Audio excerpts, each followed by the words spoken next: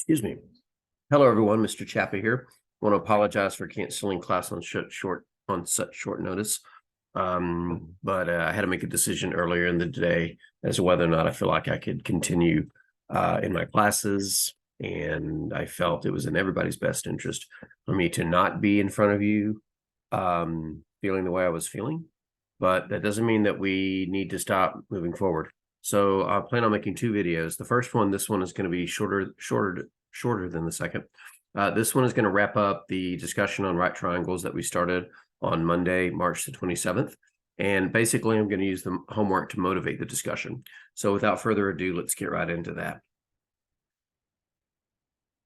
All right, the first question I want to look at is homework question number 4 in homework 12 on right triangle trigonometry, where you are given the sine and cosine values of an angle theta, and then we're being asked to use identities to find tangent, cosecant, secant, and cotangent.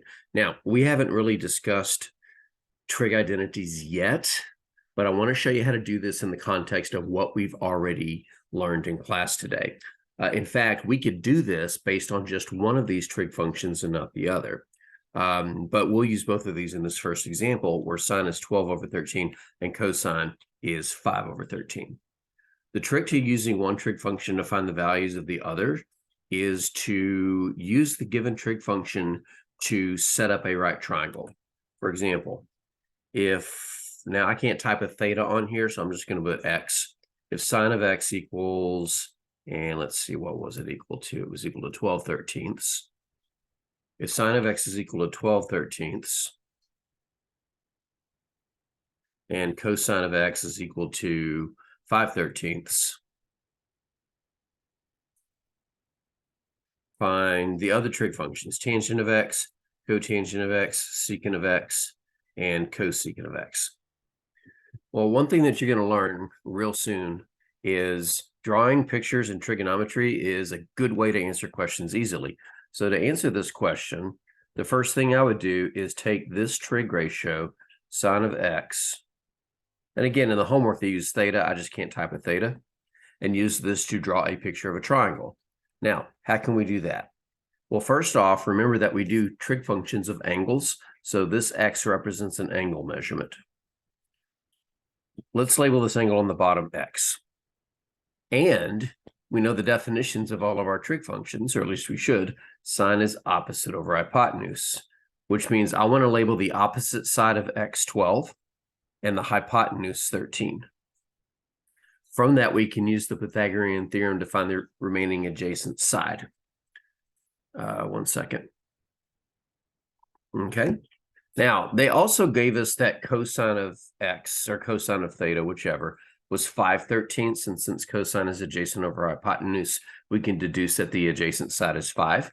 But we really only needed one trig function. In this case, we used sine. And we could figure out the adjacent side by setting up the Pythagorean theorem: a squared plus 12 squared is equal to 13 squared. And if we solve this, we'll get a is equal to 5. So the cosine x equals 5 thirteenths was actually redundant. We could deduce that strictly from sine x equals 12 thirteenths and the definition of sine and the Pythagorean theorem. But now that we've got the triangle completely labeled in terms of its 3 sides, it's just a matter of going through the definitions to figure out, going through the definitions of the trig functions to figure out the rest of them. So starting with tangent, tangent of x is opposite over adjacent. And I meant to label the sides opposite and hypotenuse in our triangle. It's not necessary to label them explicitly, but you need to at least think of them in that capacity. But tangent is opposite over adjacent, which is 12 over 5.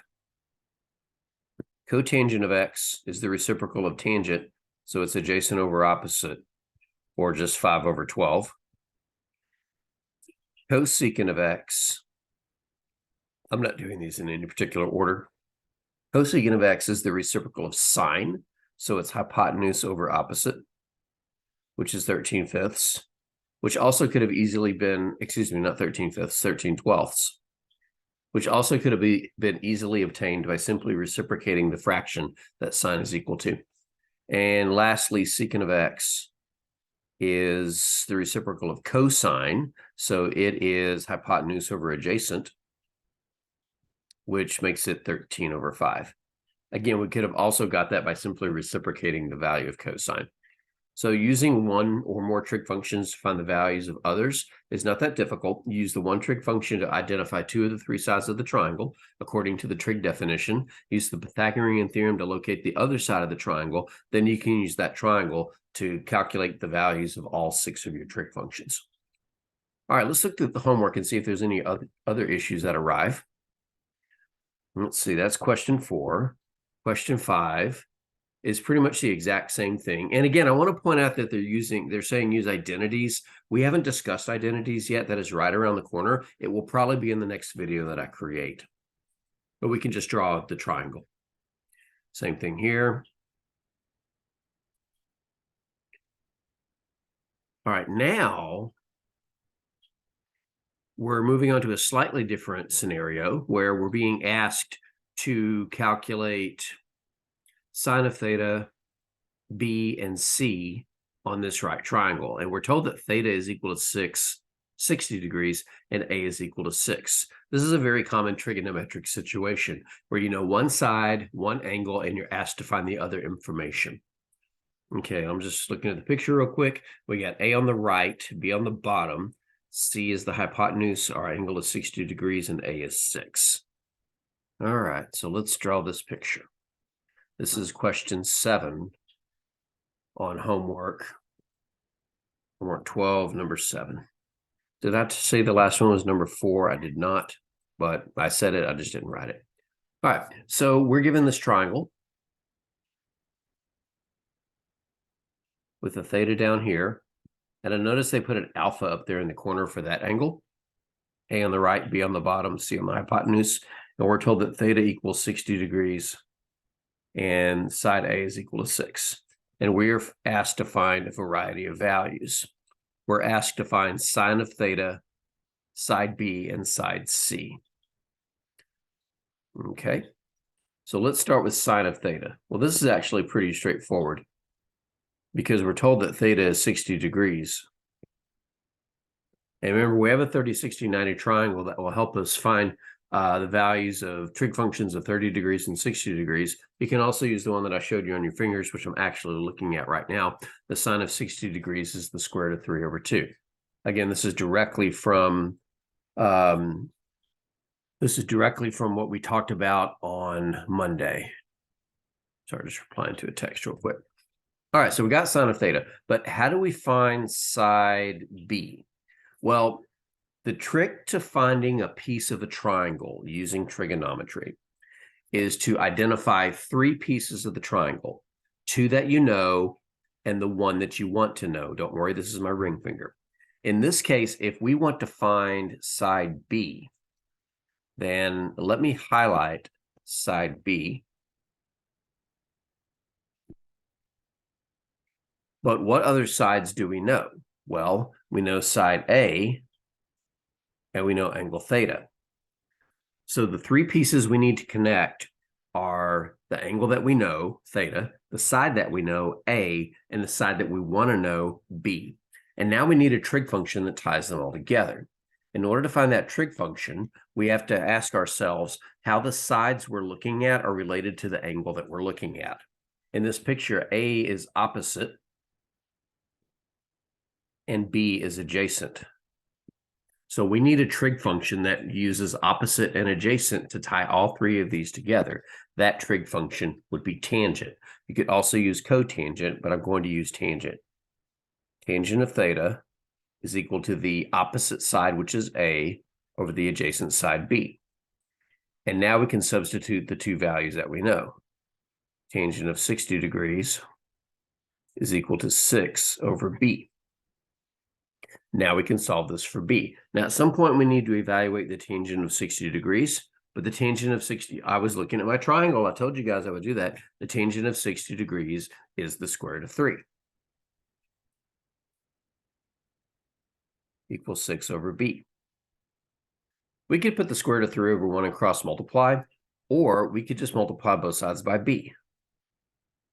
There's a variety of moves that can help you solve for variables and denominators, but at some point a multiplication move has to occur.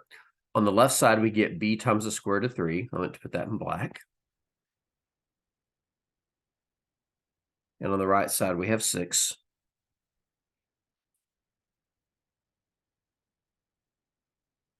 One second. And if we want to solve for b, we just have to divide both sides by the square root of 3. So we end up getting b is equal to 6 over the square root of 3. Now in class, I mentioned that whether or not you want to get rid of the square root in the denominator is somewhat subjective, but never wrong. Some homework platforms might require you to do it. Just to be safe, we're going to rationalize the denominator. And in this case, it's actually going to be beneficial. If we multiply both sides by the square root of 3, then we get b equals 6 square root of 3 on the top. And on the bottom, we get the square root of 3 times the square root of 3, which is the square root of a 9. But the square root of 9 is just 3. And in this case, the 3 reduces into the 6, and we end up getting 2 times the square root of 3.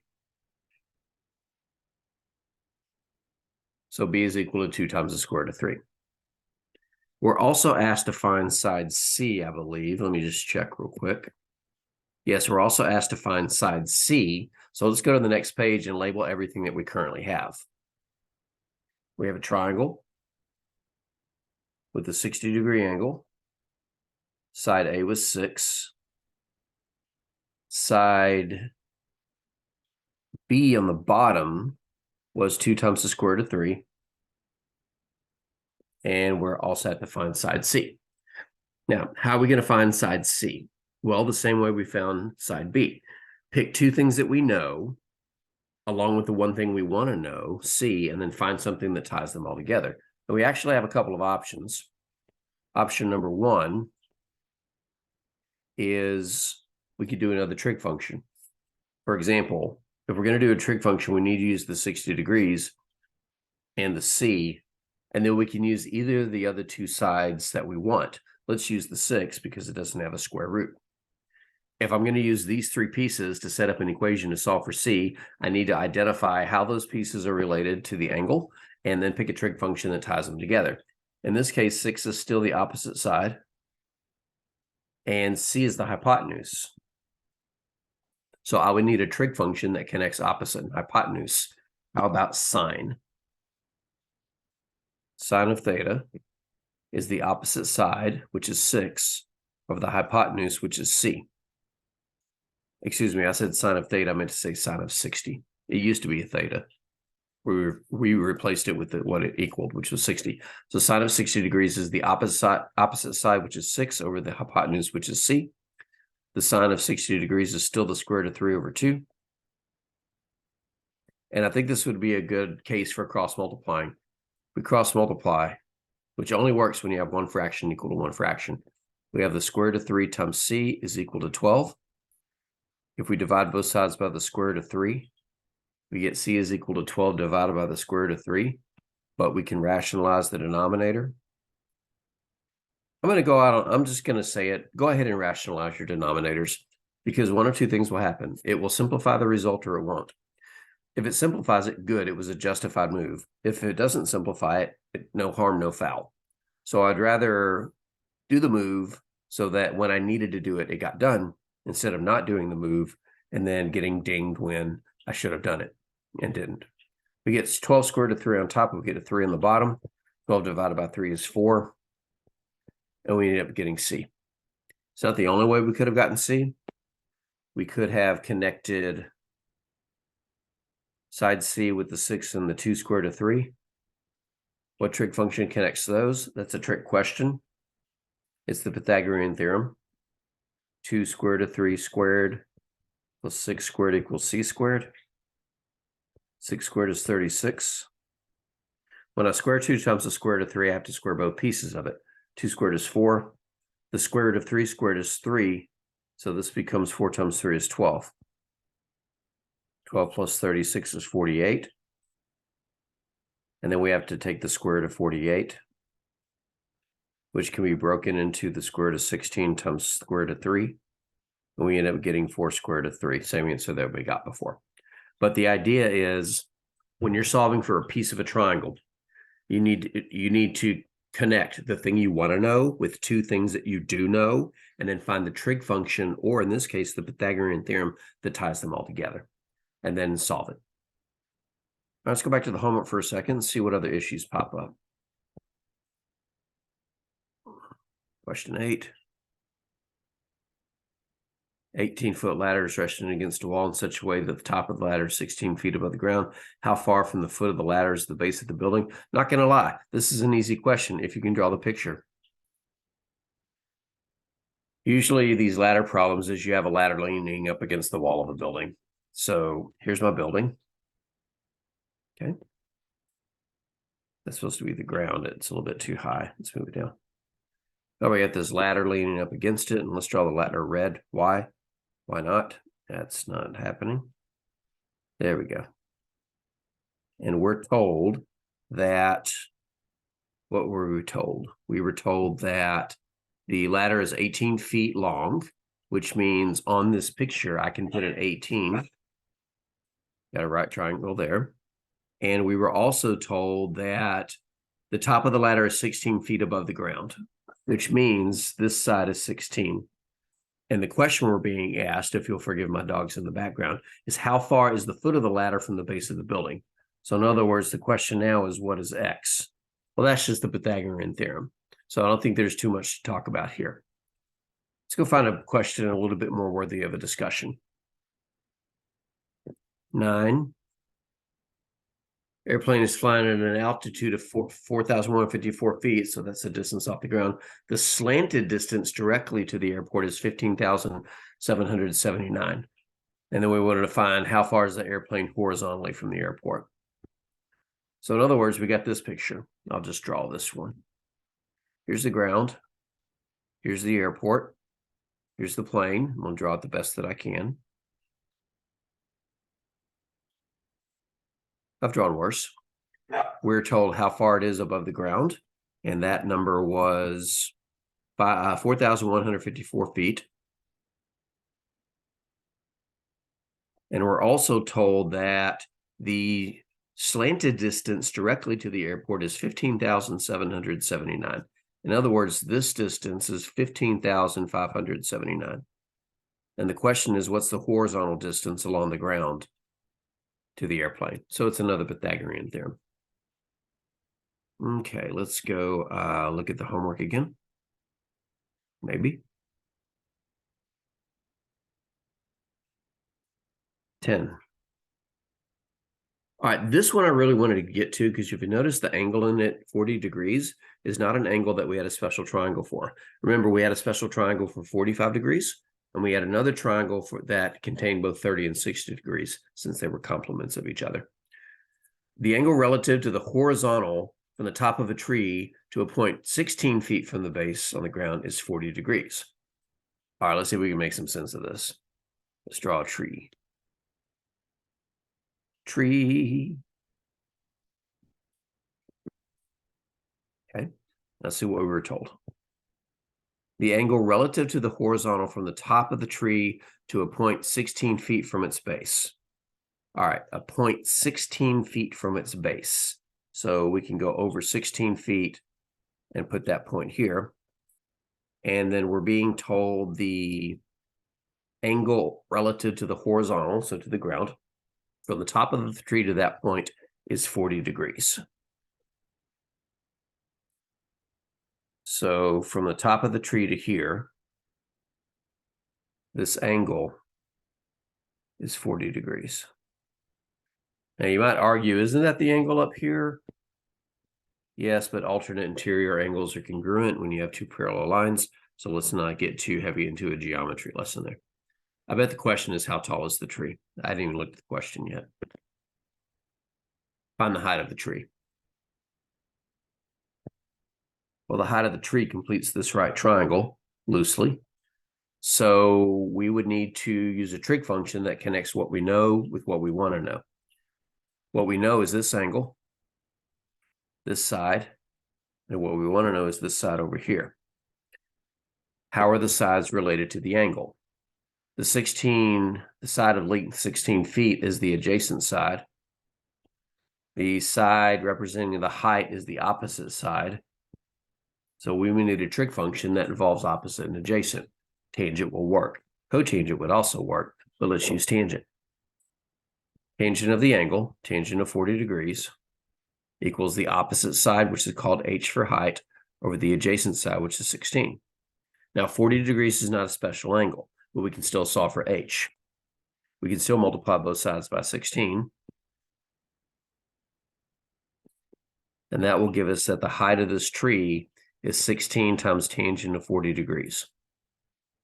Now, again, 40 is not one of our special angles, so we don't know its exact value, but this is where your calculator comes into play. You need a calculator that does trig. You need a calculator that can do both degree and radian mode, and you need to know which mode it is in when you're doing trig, and also know how to change that mode.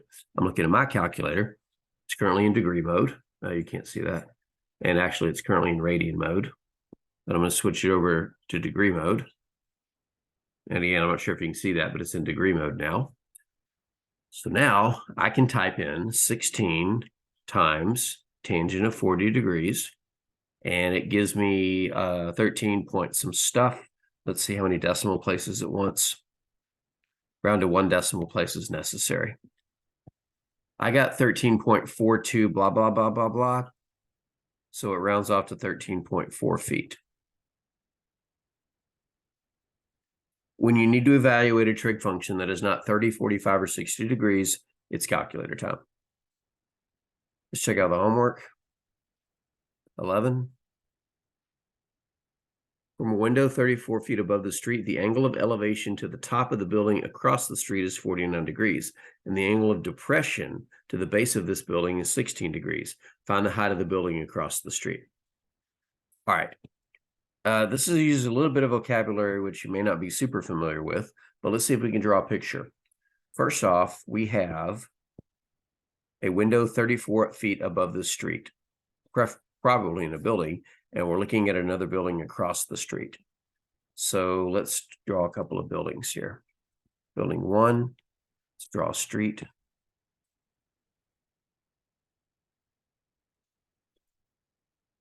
And building 2.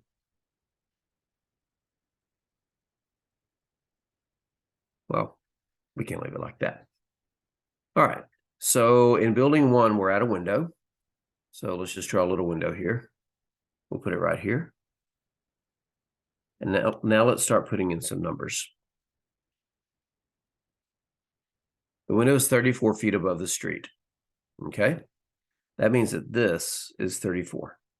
So it must be a 3rd floor window. Okay.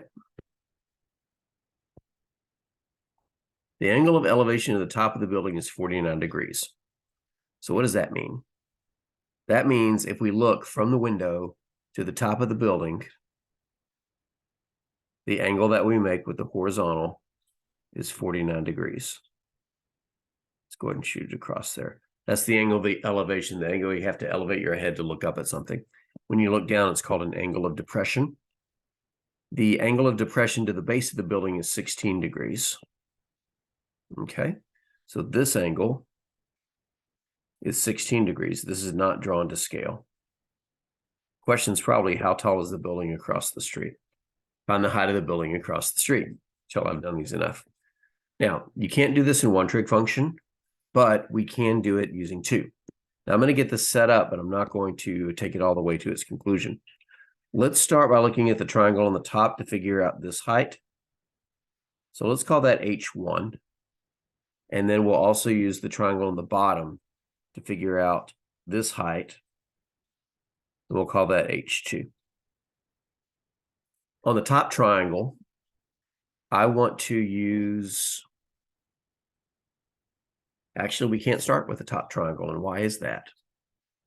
We can't start with the top triangle. This problem had a trick in it.